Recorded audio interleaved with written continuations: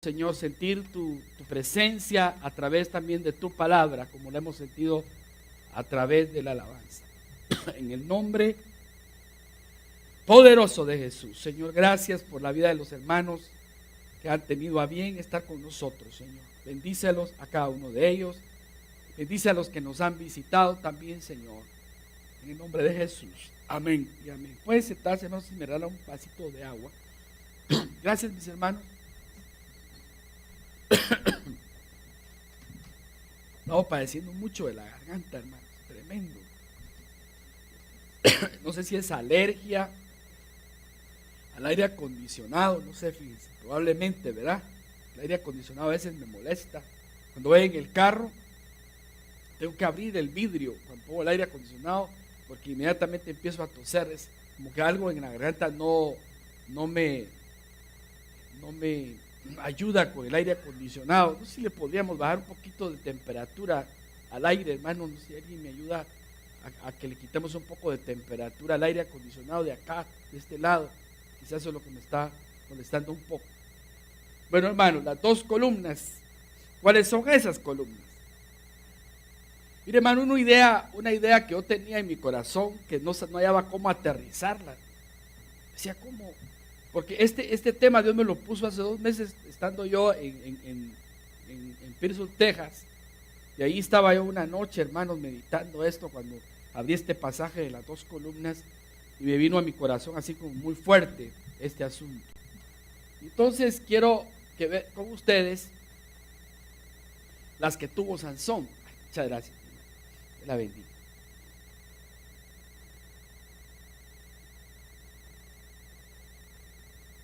Las que tuvo Sansón en el templo de Dagón.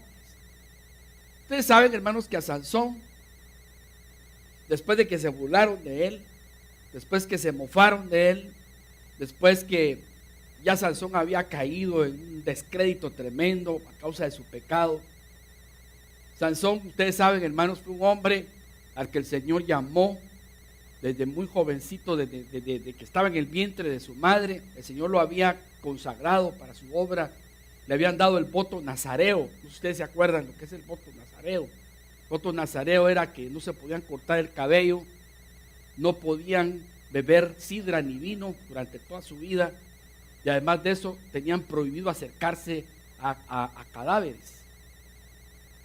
Sansón nació con ese voto nazareo se llamaba eso.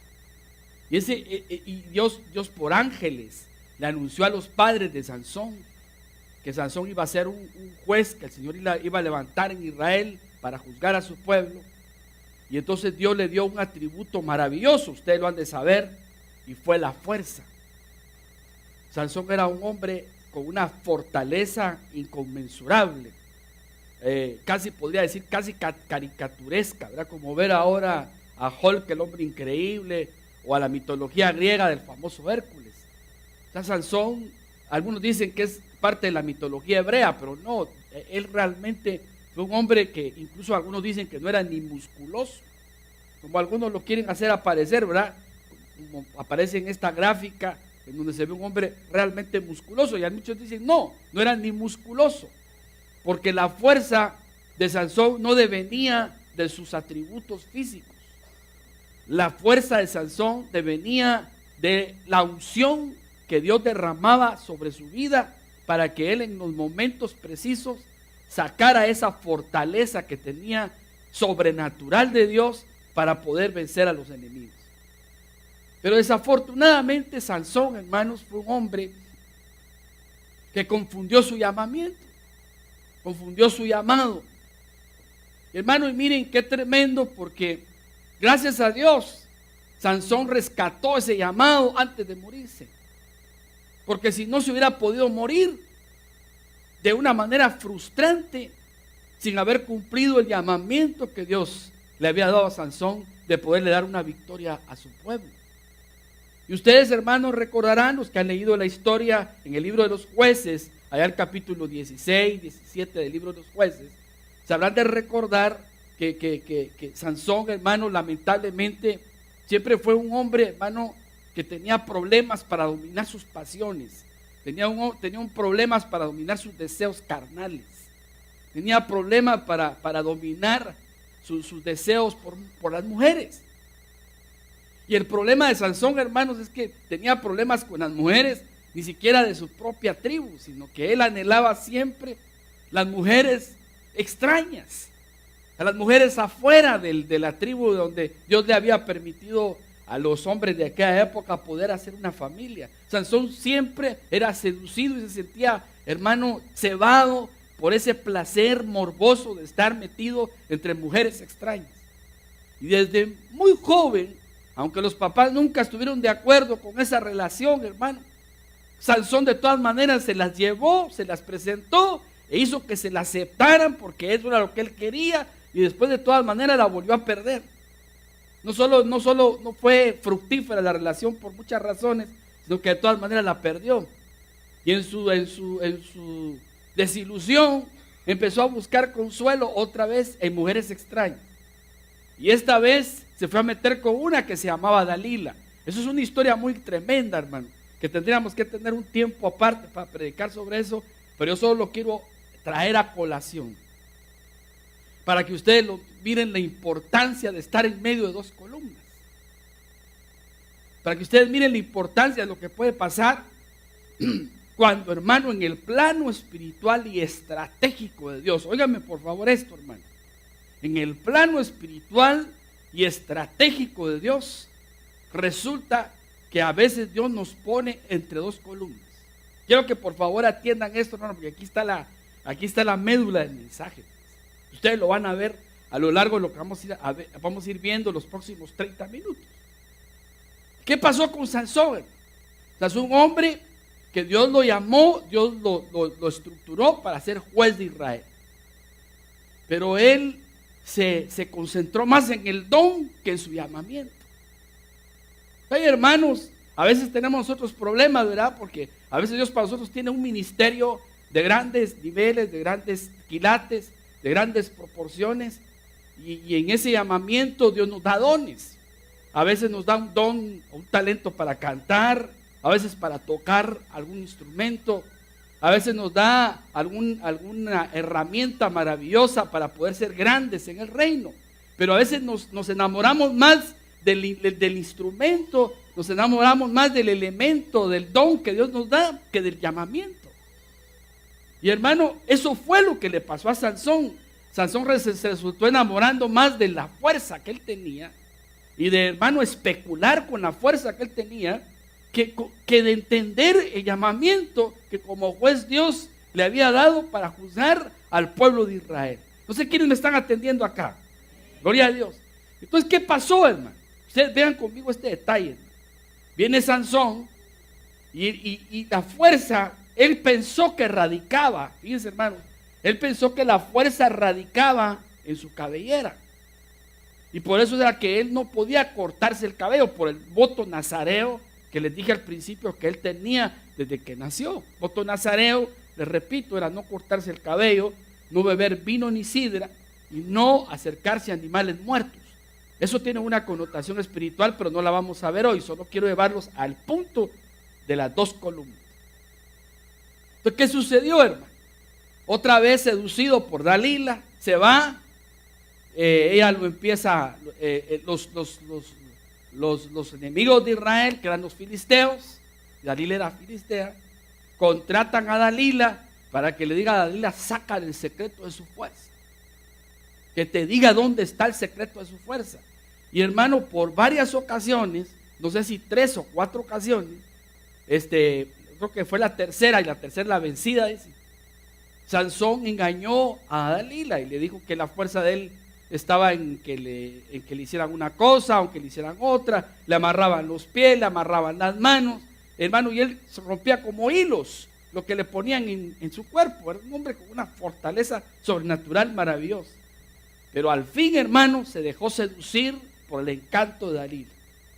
Y entonces le reveló su secreto y le dijo que la fuerza que él tenía estaba en su cabellera, en sus guedejas. Otra vez dice canelones, como los que se hacen ahora las hermanas, ¿verdad? Cuando quieren coquetear o lucirse. Y entonces en canelones. Y él tenía 7 guedejas en su cabellera, 7. Eso es muy simbólico. pero no vamos a hablar mucho de eso tampoco.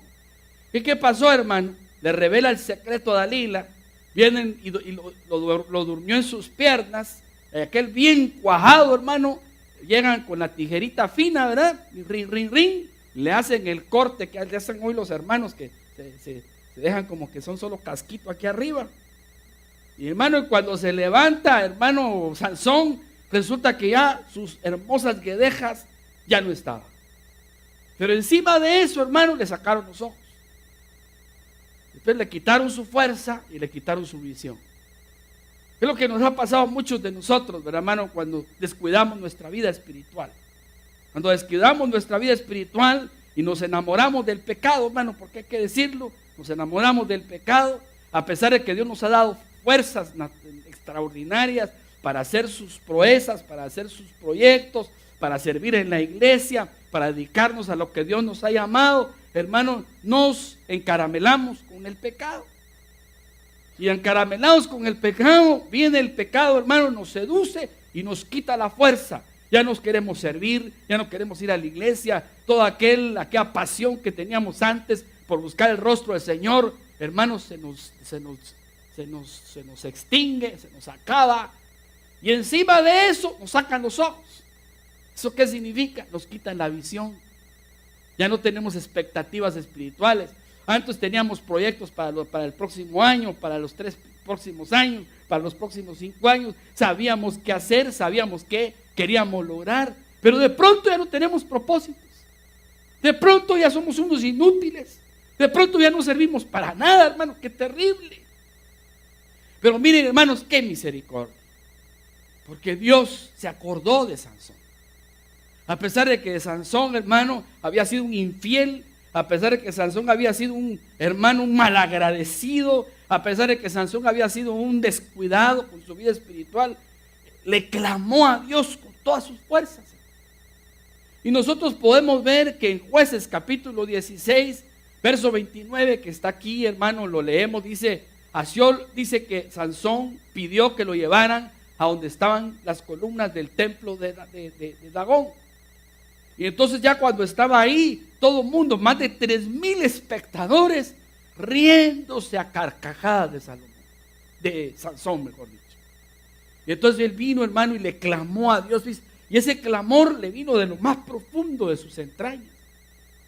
Y dijo al Señor: Señor, que yo pueda ahora cumplir el llamamiento que tú me hiciste. Miren, hermanos, qué tremendo. Entonces lo llevaron a las 2 columnas. Y cuando ya estaba en las 2 columnas, solo se puso una mano a la derecha y otra a la izquierda y las agarró así, y clamó otra vez por fortaleza. Ya no tenía visión, pero clamó por fortaleza y Dios se acordó de él. Y entonces dice que asió luego Sansón las 2 columnas de en medio del templo de Dagón, sobre las que descansaba la casa, y echó todo su peso sobre ella. En otras versiones dice, echó toda su fuerza sobre ellas. Su mano derecha sobre una y su mano izquierda sobre la otra. Jueces 16:30 dice: y dijo Sansón: muera yo con los filisteos. Entonces se inclinó con toda su fuerza y cayó la casa sobre los principales y sobre todo el pueblo que estaba en ella. Y concluye así, mire, hermano, mire cómo cumplió su llamamiento Sansón. Dice: y los que mató al morir fueron mucho más de los que había matado durante toda su vida. Entonces hemos leído algunas de las hazañas que Sansón tuvo. Y una de ellas fue haber matado a más de 1,000 filisteos una vez con una quijada de burro. Otra vez fue que agarró las puertas de la ciudad y se las llevó sobre las espaldas. Esas puertas de la ciudad, hermano, eran que pasaban 1 o 2 toneladas, calculan algunos. Hermano, y todas esas hazañas que Sansón hizo durante toda su vida, no logró hacer lo que hizo cuando estuvo entre las 2 columnas. Ahora ustedes van a decir: hermano pastor, pero ¿qué quiere usted decirnos con eso?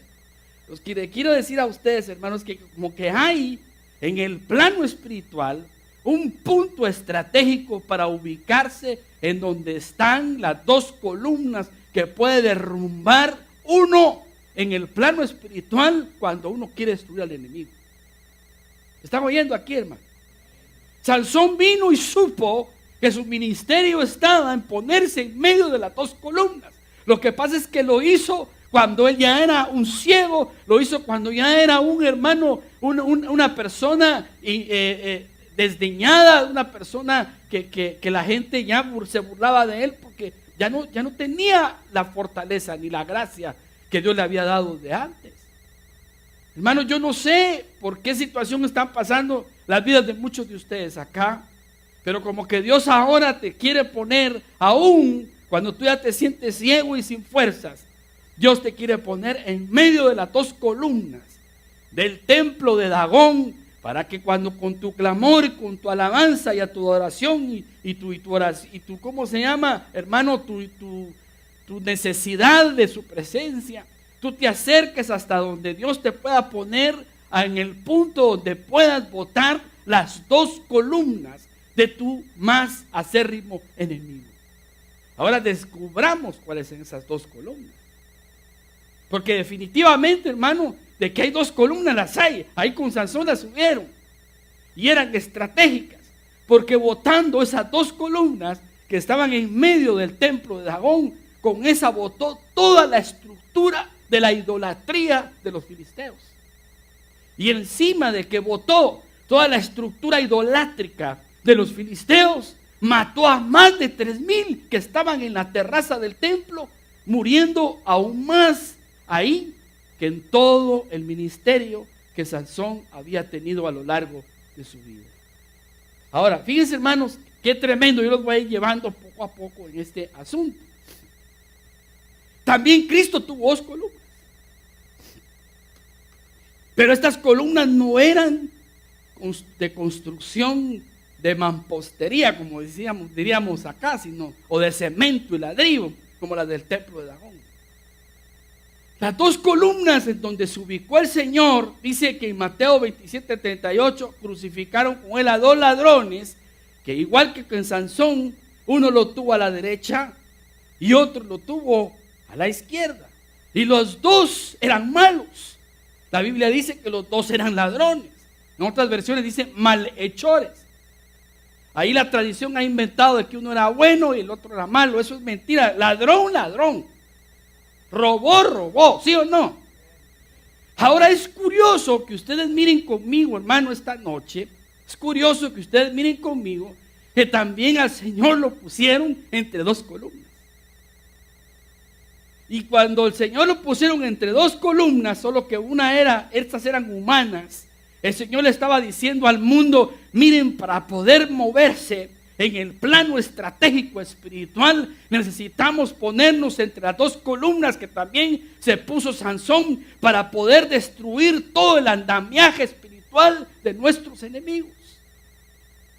Porque en esa crucifixión, en donde el Señor estuvo en medio de dos ladrones, en medio de dos columnas, también el Señor destruyó con ese acto todo el andamiaje del imperio satánico que se había erigido de miles de años atrás, hermano, en donde el pecado no lograba tener resistencia, en donde el pecado llegaba y golpeaba pueblos, donde el pecado llegaba y golpeaba individuos, donde el pecado llegaba y golpeaba naciones, donde el pecado llegaba y hacía destrozos. No había nadie quien se lo pusiera. Pero en el Gólgota se levantó un Dios todopoderoso, hecho hombre, y se puso entre las dos columnas y las destruyó.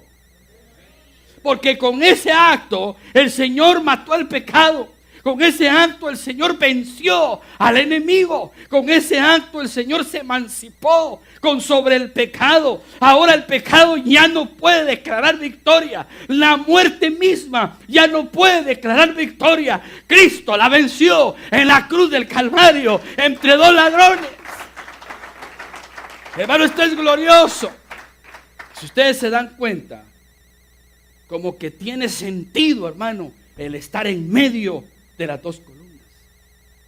Así como Sansón estuvo en medio de las dos columnas para destruir el andamiaje idolátrico de Dagón, que era el rey de los filisteos, el dios de los filisteos, también Cristo se erigió en el monte Gólgota, poniéndose entre dos columnas humanas para destruir al pecado, para destruir la iniquidad.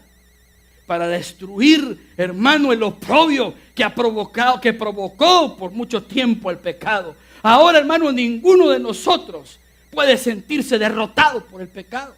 Ninguno de nosotros puede sentirse aplastado por el pecado, porque hubo un ser amado que ya lo venció, que se llama Jesucristo, nuestro Señor. Ya lo venció en la cruz del Calvario, cuando destruyó en medio de 2 columnas humanas todo el imperio del pecado. No sé si van conmigo acá. Ahora yo quiero ir avanzando, hermano. El mensaje es corto esta noche, pero quiero ser bien puntual, hermano, para que ustedes miren lo tremendo de esto. También el templo de Salomón tuvo 2 columnas. Hermano, esto Dios me lo habló en Pirsus, Texas. Por eso se los traje esta noche. Porque es importante que ustedes vean, hermano, lo que Dios habla, lo que Dios dice y lo que Dios revela, cuando para uno todo todavía es un misterio, hermano. Cuando para uno todo todavía está velado, cuando para uno todo todavía no está claro, como que hay nebulosas, como que hay, hermano, penumbras que uno no logra discernir en medio, hermano, de la adversidad y en medio del problema. Pero el templo de Salomón tuvo 2 columnas. Y fíjense, hermanos, que en Primera de Reyes, capítulo 7, versículo 15, dice que cuando estaban construyendo el templo de Salomón, Hiram, que era un artesano, hermano, experto en construcción, diríamos ahora en nuestro tiempo, un albañil de categoría, un maestro de obra que sabía su oficio, que sabía hacer obras de arte en construcción. Salomón lo contrató, hermano. Y entonces dice que vació 2 columnas de bronce. Miren, el metal que usó, hermano, no fue mezcla, no fue ladrillo, no fue cal, no fue cemento, fue bronce. A la altura de cada una era de 18 codos y rodeaba a una y a otra un hilo de 12 codos. El 21 dice: estas columnas se erigió en el pórtico del templo. Miren, hermano, ¿por qué para Salomón y para David, que fueron los que, hermano, concibieron el diseño del templo, era tan importante tener 2 columnas? Y miren, hermano, era tan importante y tan trascendental que el templo de Salomón tuviera 2 columnas, que, hermano, esos son de los pocos casos que yo he encontrado en la Biblia en donde cada una de las columnas, el que las construyó les puso nombre. No sé si ustedes sabían eso, hermano, pero cuando yo lo leí esa vez que lo estaba escudriñando, me quedé impresionado, porque, hermano, yo nunca había visto que las 2 columnas del templo de Salomón tuvieran nombre. Y dice, hermano, cuando hubo alzado la columna del lado derecho, fíjense, a esa le puso por nombre Jaquín. Y alzando la columna del lado izquierdo, a esa le puso por nombre Boaz. Y, hermano, yo encontré que Jaquín quiere decir Dios establecerá.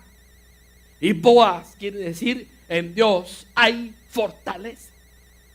¿Por qué será, hermano, que cuando Hiram estaba construyendo el templo de Salomón y vio la majestuosidad de las 2 columnas, que eran las que estaban en la entrada del templo, dijo: wow? Es como cuando uno dice: wow, yo había hecho construcciones, pero esta, aquí me rayé, aquí la hice, esto está preciosísimo. Y entonces a esta agarró, hermano, un cincelito chiquito y empezó a ponerle ahí, hermano, Jaquín. Y agarró la del izquierdo y después le puso Boaz. Ustedes me permiten, hermano, utilizar la figura.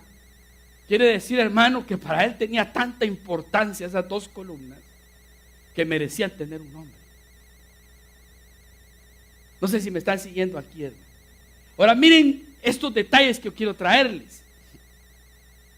Este era el templo de Salomón. Es una como representación que el templo de Salomón tuvo. Y estas 2 son las columnas. Aquí está en este lado Jaquín y aquí está de este lado Boaz. Y tenían 18, hermano, codos de alto. Miren el tamaño de la persona, hermano, con relación al tamaño de las columnas. Si yo quiero interpretar esto, hermano, y usted me lo permiten, quiere decir que una columna de por sí va a ser algo, hermano, que va a conseguir cierta notoriedad por encima de otras cosas. A veces hay columnas, hermano. Yo estoy seguro que este edificio tiene columnas. Esta es una columna. Esta está visible. Y esta está visible, pero hay muchas otras que no lo están. Pero esta que está visible, hermano, yo estoy seguro que aunque las otras que estén aquí, si nosotros quitamos esa, seguro que este techo se cae, hermano. Casi seguro que este techo se cae. Esa columna sostiene la estructura. El que hizo esas dos columnas, si ustedes se dan cuenta, no las puso adentro del templo. Adentro del templo habían columnas, pero estas dos eran visibles. Estas dos se notaban. Estas dos eran hermosas. Estas dos eran una obra de arte. Yo quiero decirles, hermanos preciosos, que en toda obra que el Señor hace, siempre levanta columnas. Algunas, hermanos, van a estar ocultas. Como, hermanos, mucha gente de Dios, muchos hombres de Dios, muchas mujeres de Dios, hermosas, hermanos, que hacen su trabajo en lo secreto, pero son columnas. ¿Quiénes están conmigo acá? Hermano, yo conozco gente, yo estoy seguro, hermano, que esta obra no se sostuviera si no hubiera este tipo de gente aquí, hermano. De gente que uno nunca la mira, pero son intercesores. De gente que uno no las mira gritando aquí adelante, pero en su casa sí gritan. Y no le gritan a los hijos, claman delante de Dios por un avivamiento en este lugar. Hermano, gente que uno no las ve, no son notorias, pero sostienen la obra. Como el caso de nosotros, hermanos, los ministros. Si nosotros los ministros no tuviéramos gente que nos amara y gente que intercediera por nosotros, hermano, qué ratos nos hubieran volado la cabeza. Pero a mí me llama la atención, hermano, que así como hay columnas que están ocultas y que sostienen una obra, también hay columnas que son visibles, que son hermosas. Y que lamentablemente, hermanos, por ser las que están visibles, son a las que el enemigo va a tratar de destruir. Y hermano, yo quiero decirles en esta hora que cuando el Señor me permitió entender esta verdad tremenda, hermano, supe la razón por la que yo estuve en el lugar en donde usted ya sabe, allá en Pearson, Texas. Hermano, yo ahí supe entender, ahí fue donde Dios me reveló la razón por la que yo sabía que estaba en ese lugar. Y hermano, y es porque yo soy la columna visible de este lugar. Como ministro que Dios ha puesto en esta obra, yo soy la columna visible de este lugar. Es la columna que el Señor ha hecho, en donde Él ha querido poner su obra glamorosa, no para ver mis defectos, no para ver mis pies de barro, sino para ver la gloria puesta en el vaso de barro que era levantado en este lugar. Y hermano, el enemigo se levantó para destruirla, pero le puso nombre. Y les ha puesto nombre, hermano, a las columnas de este templo. Y a las columnas de este templo, hermano, las han querido destruir. Porque, hermano, miren ese templo tan glamoroso, tan hermoso, tan espectacular, hermano, que el día de hoy costaría más de $100 millones a la moneda actual, con toda la riqueza y con toda la obra de arte que ese templo tuvo. Pero ese templo, hermano, así como ustedes lo ven, quedó totalmente destruido. Y para que ustedes lo sepan, esas dos hermosas columnas que este templo tuvo, hermano, estas dos columnas, hermano, fueron totalmente destruidas. Y mire, hermano, yo quiero que ustedes vean conmigo algo extraordinario aquí, pero antes de eso, miren lo que dice. Vació 2 columnas de bronce, a la altura de cada una de 18 codos, y rodeaba una a otra un hilo de 12 codos. Y estas columnas se erigió en el pórtico de Salomón. Cuando hubo alzado la columna de un lado, le puso un nombre que se llamó Jaquín, y luego la otra le puso Boaz. Ahora, vean ustedes conmigo este detalle. ¿Quién construyó esas columnas? Las construyó un hombre que se llamó Hiram. Hiram quiere decir exaltación de vida. Hermano, toda obra que el Señor levante en nuestra vida va a ser para dar la exaltación a su nombre.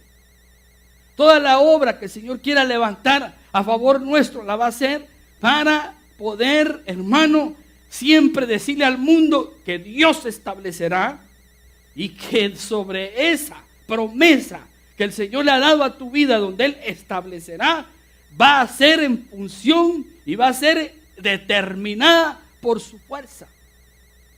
Hermano, toda la obra que el Señor se ha empeñado a hacer en tu vida está basada en promesas. Hay muchas cosas que tú todavía no has visto.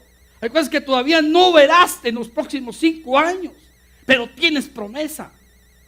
Y sobre esa base vas a trabajar. Sobre esa base te vas a emplear. Sobre esa base vas a buscar el rostro del Señor porque tienes promesas. Dios establecerá.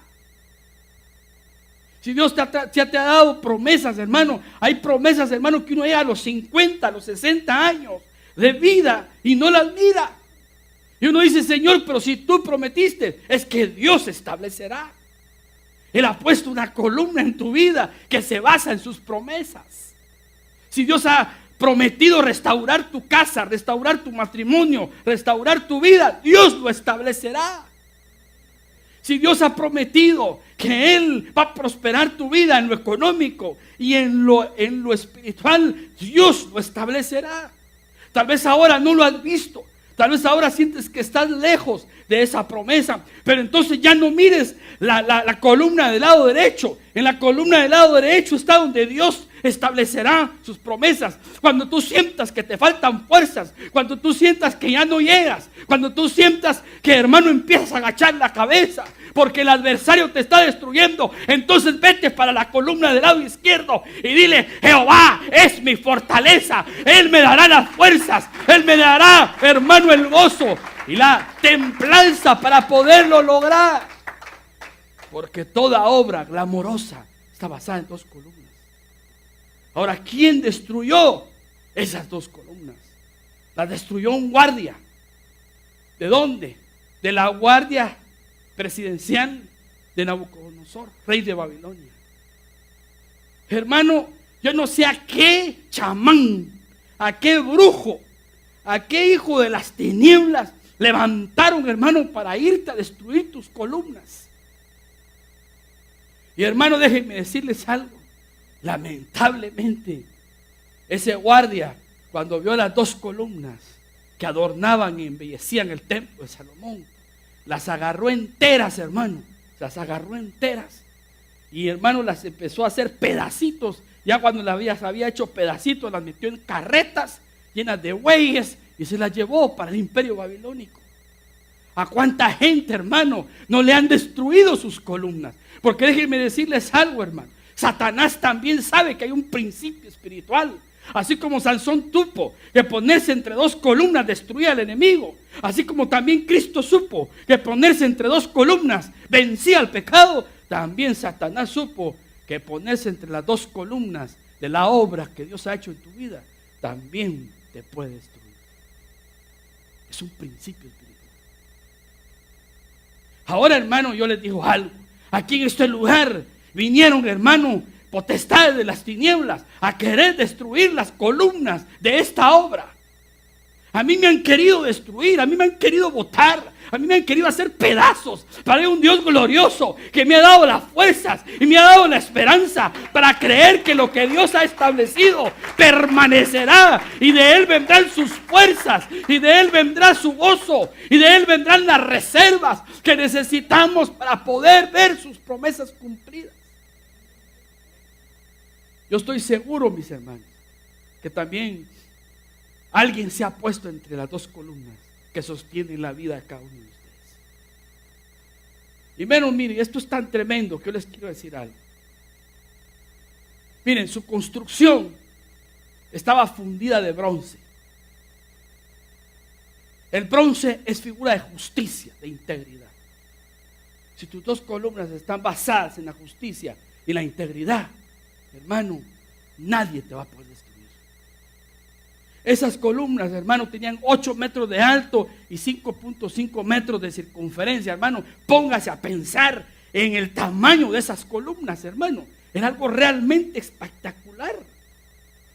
Hermano, Dios te ha dado la gracia y te ha dado la fortaleza para ser un roble, hermano, en la palabra de Dios. Un roble para sostenerte en medio de esas promesas gloriosas que Dios te ha dado. Tenía una hilera de granadas para cubrir sus capiteles en la parte de arriba. O sea, la parte de arriba estaba coronada, hermano, de unos capiteles hermosos que tenían forma de granadas. Y granadas, hermano, eran 100 granadas en cada columna. 100, hermano, 100 el número de totalidad.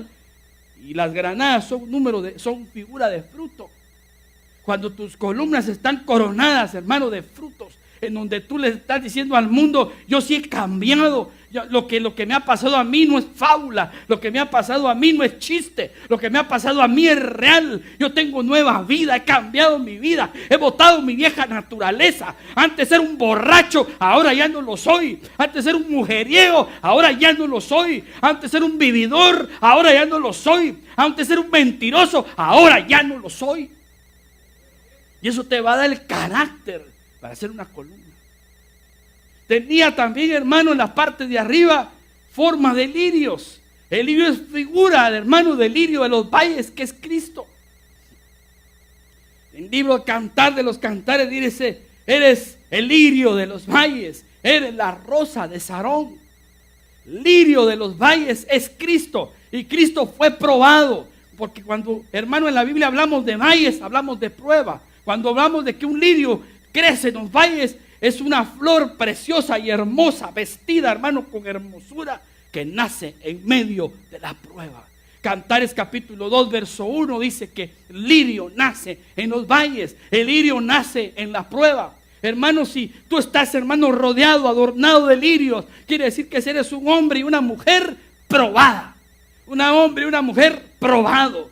Eres como Cristo, probado en medio de la dificultad y en medio de la adversidad. También el lirio, hermano, guarda la palabra. También el lirio está cubierto. El lirio tiene una cobertura de hermosura maravillosa como la que tuvo Cristo. Ahí está en, hermano, en Cantares 7, 1, 2. Y en Mateo 6, 28, 29 dice que ni la gloria de Salomón se visten como se visten los lirios. Y hermano, también es primicia, porque Cantar de los Cantares 6, 2 dice que se vengan como la primicia de los campos. Y hermano, también tiene un aroma penetrante. El aroma penetrante, hermano, es alguien que huele a su presencia, que cuando uno lo ve, que cuando uno está con él, uno se queda transmitido por una presencia de Dios maravillosa. No sé si a ustedes les ha pasado, hermano, que uno cuando comparte con cierta persona una palabra, un comentario, te deja impactado, te deja bendecido, porque desprende el aroma de nueva vida, el aroma, hermano, del nuevo nacimiento, el aroma de ser una persona diferente. Qué precioso eso, hermano. Pero ahora su construcción, hermano, se basaba en medidas, se basaba en metales, se basaba en figuras, se basaba en adornos que tienen un mensaje espiritual para nuestra vida. No es cualquier columna, hermano. Las columnas que van ocultas en las paredes no hay necesidad de adornarlas. Pero las columnas que son visibles, que son decorativas, por la fortaleza que infunden, van a ser las columnas que se van a adornar, se van a tallar, se le van a poner, hermano, el arte del que las construye. El Señor va a levantar columnas en este tiempo, hermano, en donde Él va a poner allí el adorno de sus dones. Ahí va a poner la belleza de su espíritu. Dios va a levantar columnas de este tiempo, hermano, en donde el enemigo va a venir para quererlas destruir. Pero están basadas en sus promesas y están basadas en su fortaleza. Ahora, miren, hermano, yo quiero que miren algo tremendo y con eso voy a terminar. Estados Unidos también tuvo 2 columnas. Estas son las famosas Torres Gemelas, hermano, que fueron destruidas en el año 2001, el 11 de septiembre. Ni el Pentágono, ni las Fuerzas Armadas de los Estados Unidos entendieron que el destructor, cuando se levanta, ha entendido que hay un principio espiritual que es ponerse en medio de las 2 columnas. Y hermano, sin siquiera anticiparse a pensar que el ataque del enemigo iba a venir con casas y bombarderos y tanques, nunca se imaginaron que el ataque iba a ser silencioso, que el ataque iba a ser con sus propios aviones de pasajeros y que no iban a atacar otro objetivo, sino en donde estaban sus dos columnas. Y las dos columnas de este país ya no han vuelto a levantarse. Por eso es que Estados Unidos del año 2001 en adelante ya no es, su fisonomía ya no es la misma. Porque estas dos torres representaban su poderío. Estas dos torres representaban su fortaleza. Estas dos torres representaban su imperio económico. Y desde que estas dos torres fueron destruidas, como se ve en esta fotografía, hermano, sus dos torres, sus dos columnas, según el capítulo 18 del libro de Apocalipsis, fueron total y absolutamente destruidas. Si un imperio como este país, hermano, que parecía invencible, que parece que hasta el momento no hay alguien que se levante contra él, déjenme decirles, hermano, con sollozos, si ustedes quieren, que este país ya no es el mismo. A este país le destruyeron sus dos columnas. A este país le destruyeron en donde estaba su más grande fortaleza. Estados Unidos hoy es un país endeudado. Estados Unidos hoy es un país, con todo el respeto, en decadencia. Estados Unidos hoy, hermano, ya no es el país que conocimos en la década antepasada. Aún se le ve fortaleza, sí. Aún se le ve señorío, sí. Pero hermano, ya no es el mismo. Le destruyeron sus dos columnas. Más de 110 pisos que se erigían, hermano, como una gran fortaleza en medio, hermano, de una Manhattan poderosa en la ciudad de Nueva York, hoy no es más que polvo.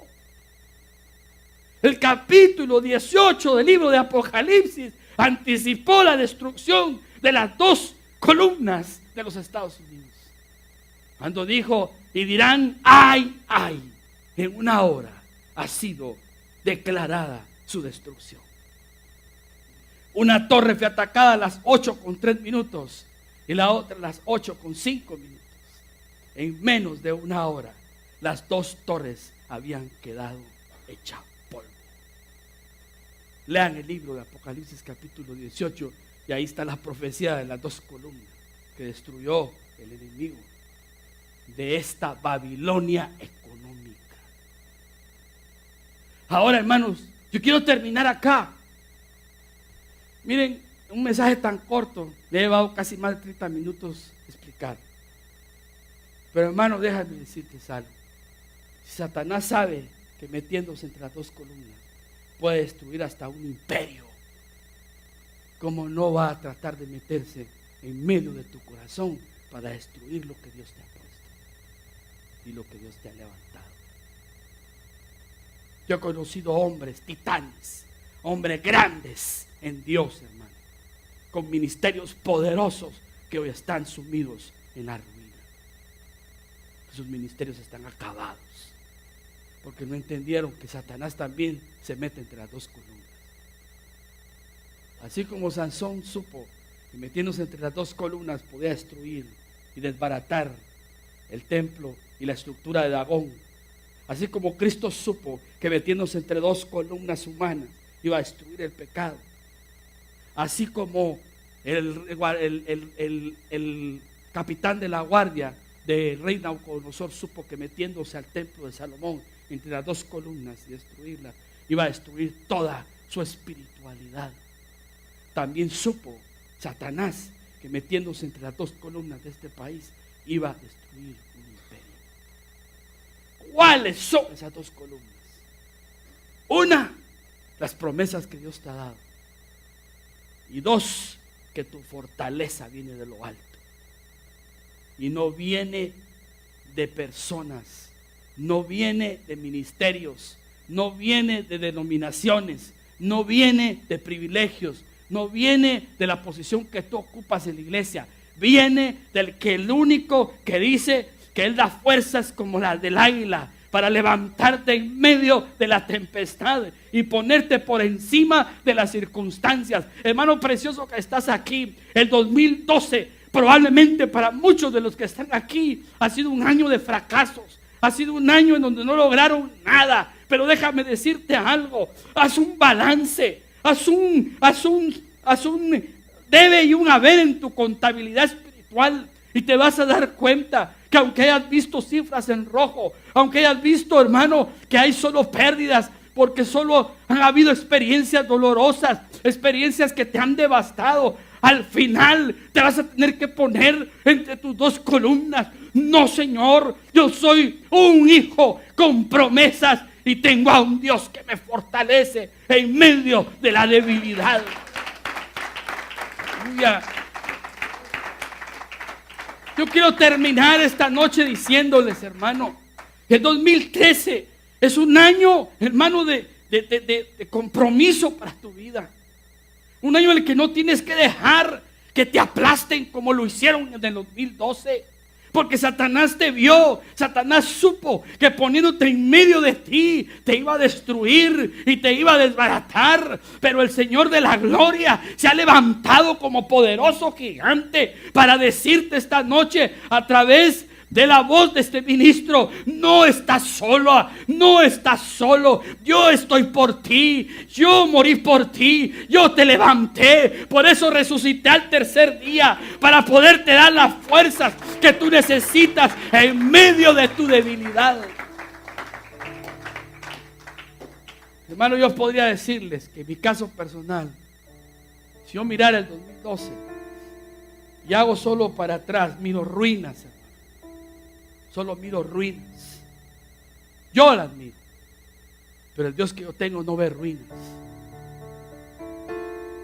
El Dios que yo tengo ha visto que después de un año, hermano, de dolor, de un año de adversidad, de un año de fracasos, de un año en donde, hermano, a mí me parquearon por 6 meses de esta obra, en donde yo no pude hacer nada y solo miraba con dolor a la distancia lo que estaba pasando, que se estaba desbaratando, que se estaba destruyendo esta obra, hermano. Yo le decía: Señor, ¿dónde están tus promesas? Si tú me las diste, no me las dijo un perro, no me las dijo un gavilán, me las dijo el Dios que vive y permanece para siempre. ¿Dónde están tus promesas? Vi para mi derecha, dije: esta columna es la que me va a sostener. Pero también me di cuenta que no tenía fuerzas. También me di cuenta que estaba, hermano, desfallecido, que todos me habían abandonado, que no daban ya un centavo, excepto gente amorosa, que no es mucha, pero Dios siempre la levanta. Y vi para la izquierda, dije: mi otra columna es su fortaleza. Y esa fortaleza es la que hoy me tiene aquí parado. Aleluya. Hermano, yo les digo algo con todo mi corazón. Hermano, yo no sé qué te ha pasado este 2012. Probablemente algunos tengan que contar sus tragedias. Pero Dios hoy se pone en medio de tus dos columnas. Así como se puso en la cruz, que se puso en medio y dijo: yo me levanto. Cuando todos me humillaron, yo me levanto. Yo pago el precio de tu redención. Yo pago el precio de tu pecado. Yo pago el precio de tu dolor. Yo pago el precio de tu transgresión. Yo me levanto como el poderoso gigante, porque yo soy Jehová de los ejércitos. Aleluya, un aplauso fuerte al Señor. Yo quisiera esta noche, en medio de este ambiente solemne y maravilloso, pedir que a los que quieran pasar al altar y decirle: Señor, ponte hoy en medio de mis dos columnas. Porque si Satanás se pone en medio de dos columnas para destruir, también tú lo haces para levantar. Hermano, que empieces el 2013. Nos quedan apenas, hermano, 3 días para poder decir: se terminó este año. Este año que muchos pronosticaron la destrucción del mundo, como los mayas y todos los seguidores de esa farsa, hermano. Muchos dijeron: a ese no lo voy a ver terminar el 2012. Lo voy a ver aplastado, lo voy a ver destruido. Mira dónde estás ahora esta noche. Aquí estás. sostenido por su fuerza maravillosa. Aleluya. No quieres decirle: Señor, aquí está mi vida. No te quieres poner de pie un momentito. Para los que no quieran pasar adelante, quédense en su lugar si quieren.